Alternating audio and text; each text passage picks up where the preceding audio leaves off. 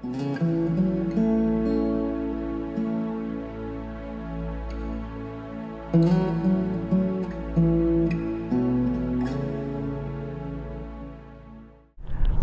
sedíme v aute a cestujeme na jednu jogínsku akciu do Česka. Budeme sa rozprávať o joge a o meditácii. My sa venujeme meditácii už asi nejakých 30 rokov. Je to nejaký čas, kedy sa stretávame s rôznymi ľuďmi, ktorí meditujú dlhšie, meditujú kratšie. A veľmi radi by sme aj vás pozvali na meditáciu, ktorá je určená pre verejnosť, je bezplatná a môžete tým získať mnoho vecí. Nedávno sme sa pýtali takú otázku, že prečo chcete meditovať nových ľudí, nových záujemcov o meditáciu. Jedna pani odpovedala, že snažím sa zachrániť samú seba. Tak to je taká zaujímavá, dosť silná motivácia.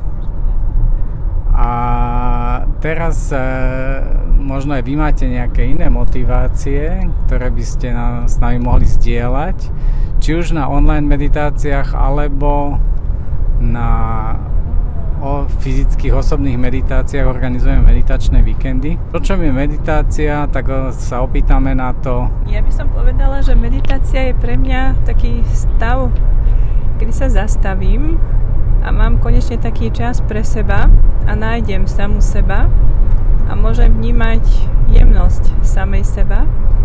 A popri tom my už meditujeme teda vďaka prebudeniu kundaliny veľmi prítomne a vlastne môžem v tej prítomnosti poprosiť túto silu, aby mi pomáhala očistiť následky mojej nevedomosti, mojich skúseností, postojov, ktoré sa trošku vytvorili v tomto živote, v detstve. Jednoducho ma očistiť tak, aby som mohla užiť ľahšie, slobodnejšie a som teda za to veľmi vďačná, že sa to môže diať a už teda viem ako, pretože aj predtým som hľadala, že chcela som sa zmeniť, nevedela som ako. A týmto spôsobom to funguje a funguje to veľmi, veľmi hlboko, takže je to veľmi, veľmi fajn.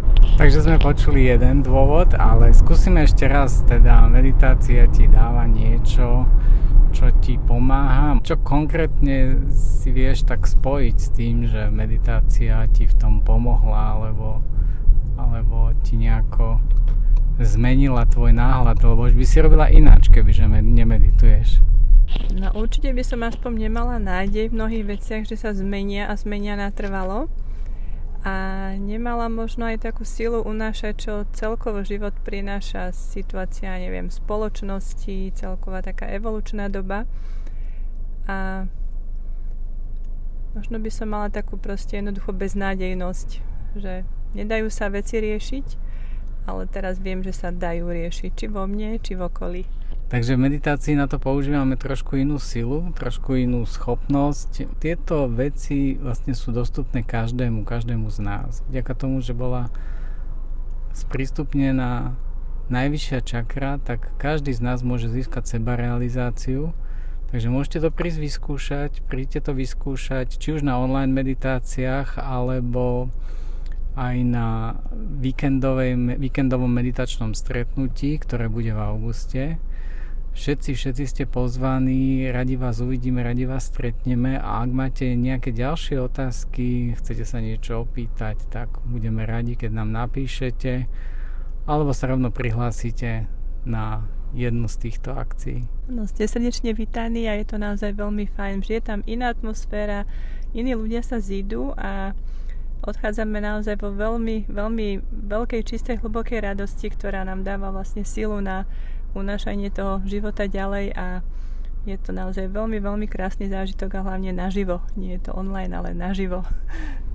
Tak nie je to online meditačný víkend, ale online meditácia je online, ale tá je tiež naživo. Nie je to žiaden záznam, je to živé stretnutie, cez ktoré použijeme na to len počítač. Tak tiež je to živé stretnutie. Tak sa na vás všetkých tešíme, majte sa krásne.